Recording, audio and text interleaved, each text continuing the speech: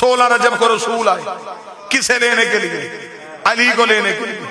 کسی ایک کتاب سے ثابت کرو رسول قرآن لینے کہیں گیا ہو۔ قرآن نبی کو ڈھونڈتا ہوا آیا۔ نبی مسجد میں ہوتے تھے، قرآن مسجد میں آتا تھا۔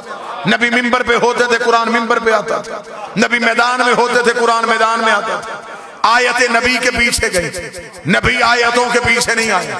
جو قرآن لینے کہیں نہیں جاتا تھا وہ علی کو لینے کے لیے کعبے کے دروازے کے قریب آیا۔ ادھر مادر امیر المومنین کے ہاتھوں پہ علی تھا۔ کتابیں کہتے ہیں یہاں تک کہ اہل سنت کے کوثر نیازی نے بھی لکھا کہ رسول نے اپنے ہاتھوں کو جلدی سے بڑھایا، فرمایا اماں یہ امانت میرے حوالے کر۔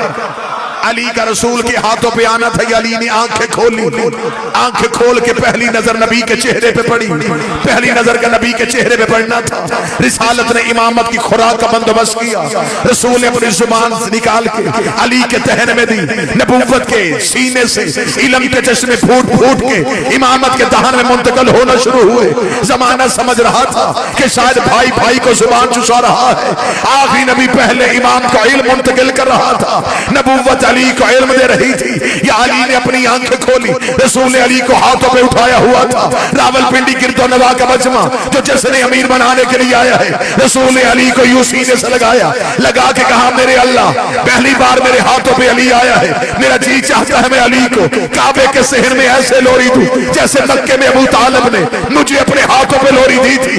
رسول نے ہاتھوں پہ اٹھا کے کہا لحموں کا لحمی، دموں کا دمی، جسموں کا جسمی، حربوں کا حربی، بغضوں کا بغضی، عدووں کا عدوی، انت منی وانا منکا۔